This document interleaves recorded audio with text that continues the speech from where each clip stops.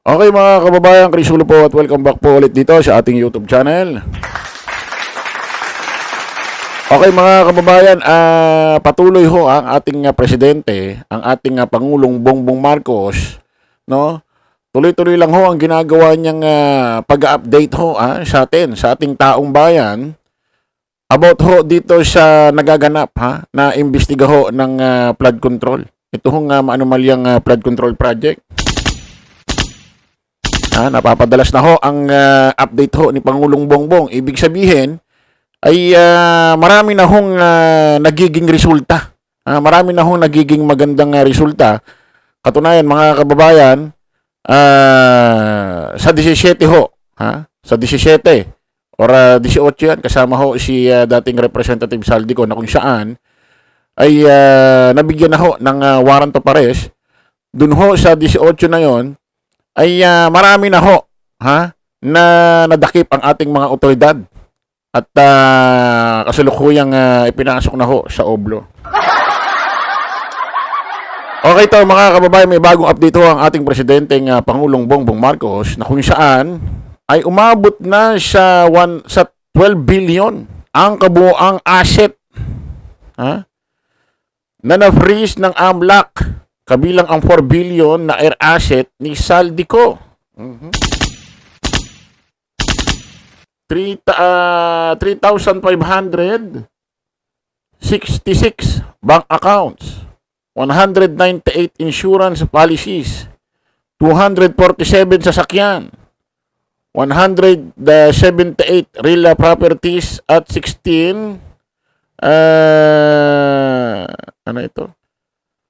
16 e-wallets. Magsusumiti na rin ang ICI at DPWH ng ebidensya sa Ombudsman para sa rekomendasyon ng Flander Anti-Graft Bribery at conflict of interest laban sa 8 kongresistang may-ari ng construction companies. May bago hong makakasuhan mga kababayan. 8 kongresista. At nag-update ho itong si Pangulong Bongbong Marcos about ho rito sa wanted na. Kasi may warrant of arrest na eh. Itong si dating Representative Saldico. Nag-update din ho dyan si Pangulong Bongbong about kay dating Representative Saldico. Pakinggan ho natin mga kababayan. Magandang araw po sa inyo lahat. Ito patuloy sa aking pagre-report sa inyo tungkol sa mga development sa mga kaso na hinggil doon sa mga flood control project. At i-report ko po na ngayong araw yung AMLAC, yung Anti-Money Laundering Council, nakakuha na po ng 2 freeze order. This brings the total amount of assets frozen to about 12 billion pesos. Kasama po dito ang mga air asset ni Saldico, ang value mga 4 billion. At bukod pa ron, meron po tayong nakuhang 3,566 na bank account, 198 insurance policies, 247 motor vehicles, 178 real properties, 16 na e-wallet account, at saka air asset na frozen na. Umpisa lang po ito. Mas marami pong asset ay mafo-frozen para maibalik ang pera ng tao sa kanila. Ito po ang aming pangako that the money of the people will be given back to the people. Meron din pong development, yung ICI at saka ang DPWH, magsusumite po ng ebidensya sa Ombudsman and magrekomenda sila ng kaso ng plunder, anti-graft, bribery, conflict of interest sa 8 congressman na may-ari ng mga construction company na may proyekto sa DPWH. Lastly, meron po akong ibabanggit sa inyo. Ayan mga kababayan, stop muna natin. Maliwanag ho mga kababayan, marami na hong na-freeze ang AMLAC. Umabot sa 12 billion. Kasama na ho dyan yung air asset ni dating Representative Saldico. At ito ibabalik ho sa taong bayan mga kababayan. Palakpakan ho natin ang administrasyong ito at si Pangulong Bongbong Marcos mga kababayan. Grabe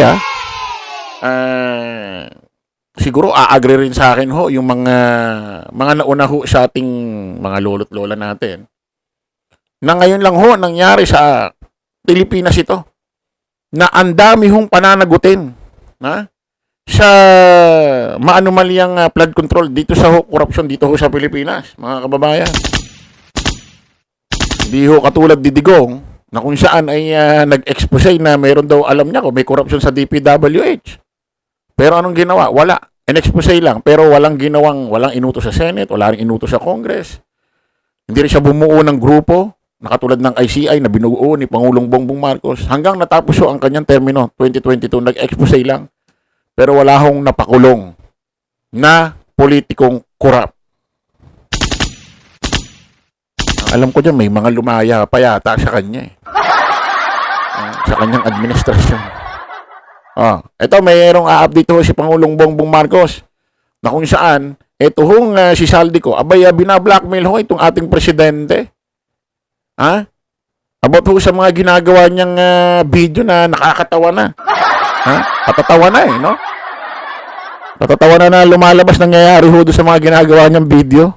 Dinapitan po kami ng abogado ni Saldico at nagtatangkang mag-blackmail na kung hindi po namin kakanselihin daw ang passport niya, hindi na raw siya maglalabas ng video. I do not negotiate with criminals. Kahit maglabas ka na ng video ng lahat ng kasinungalingan mo na pag-destabilize sa gobyerno, gusto kong malaman mo, Saldi, makakansela pa rin ang passport mo. Hindi ka na makakatakas sa hustisya. Ayan ho mga kababayan, ayon ho kay Pangulong Bongbong Marcos, itong grupo ni Saldico or yung kanyang abogado ay lumapit kaya Pangulong Bongbong Marcos at inuutos ni Saldico na huwag nyo nang kanselahin ang aking passport, hindi na ako maglalabas ng video. Abay, loko, no? Ano kayo kung maglabas ka na maglabas ng video, tanga, wala namang ibang naniniwala dyan, kundi mga DD shit. Pula, loyalista, dilaw, kakamping, wala namang naniniwala sa mga drama mo, ngon. Ikaw na nga itong nangurap, ikaw na nga itong nagtatago, abay, ikaw pa itong nananakot, ang tindi rin ng pagmumukha mo, sir, ano? Para bang kung makapagsalita, akala mo siya ang alas. Kumbaga sa basketball kung makapagsalita, akala mo sa kanila bola. Tanga ang bola dito sa administrasyon. Bobo. At kung makapagsalita, akala mo matatakot na si Pangulong Bongbong Marcos ng ganun-ganun. Ang dami na ginawang panira dyan. Tingnan mo, nakatayo pa rin. No? Presidente pa rin. Tapos plano mong takutin sa mga ganung-ganung pahayag mo, kung di ka ba naman bobo minuto.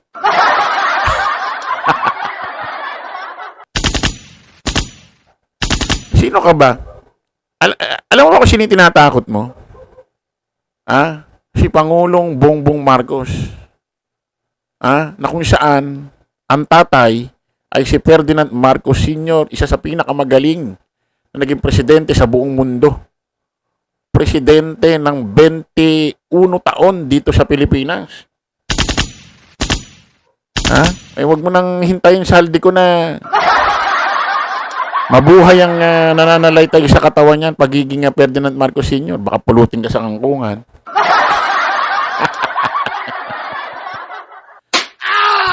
Biro mo to. Siya pa nanakot. Nakakatawa pa nga rito mga kababayan, pinaka nakakatawang sinasabi niya. Siya rin nagdala ng pera kay Pangulong Bongbong Marcos. Wala raw napunta sa kanya. Katwiran ko nga, sabi ko, buti pa yung bata na inutusan sa kalisada na bumiling sigarilyo, alak, soft drinks. Pagbalik dun sa nag-utos ng bata, manong-manong, ito na po yung inutos nyo. Ito na yung sigarilyo, soft drinks, alak ninyo. Ito po yung sukli. Sige, sa'yo na yung sukli. Buti pa yung bata, nagkaroon Pero siya, mali, dalang pera. Abay, hindi daw nagkaroon. Abay, matindi. Kwento mo siya, Pagong. Doon lang kalokohan Doon lang nagsisinungaling ka Isa lang ibig sabihin yan. Gusto mong maghugas kamay, linisin ang sarili mo, tapos yung dumi mo, ibabato mo, ibibigay mo. Isasalin mo kay Pangulong Bongbong Marcos. Kasi alam mo na may mga tao na magugustuhan yung ginagawa mo, especially mga DD shit. Kasi ang mga DD shit, sa tingin ko, wala nang pakialam sa'yo. Walang pakialam sa'yo kung nangurap ka o hindi. Ang pinaka-goal kasi rito si Pangulong Bongbong ang ibaksak, hindi naman talaga ikaw. Kasi makulong ka or hindi naman magiging presidente si VP Inday Sara Duterte. Kaya handang-handa kang tanggapin ng mga DD shit, isiraan mo lang si Pangulong Bongbong Marcos eh. Wala naman talagang pakialam ang DD shit sa'yo. Wala naman pakialam talaga si VP Inday Sara Duterte sa'yo. Aanin kanyang mga yan. Hindi naman magiging presidente si VP Inday Sara Duterte pag nakulong ka. Wala namang benefits ito para sa kanila. Ha? Kaya kahit nangurap ka, basta umaacting kang malinis, basta siraan mo si Pangulong Bongbong Marcos, gugustuhin ka nila. Kasi ang main goal dito, si Pangulong Bongbong pabaksakin at maging presidente, si VP Inday Sara Duterte, at sila ang mamumuno para magawa nila ng paraan na sa 2028, sila ang manalo. Dahil si VP Inday Sara Duterte, hindi elect, papalit lang kay Pangulong Bongbong Marcos, at pwede pa rin siyang tumakbo sa 2028 bilang presidente at magtuloy-tuloy. Parang kay Gloria Macapagal Arroyo. Kaya wala namang pakialam sa yung mga yan. Kunyari lang yan. Okay mga kababayan, kita-kita ulit tayo sa panibagong vlog. Bye-bye po.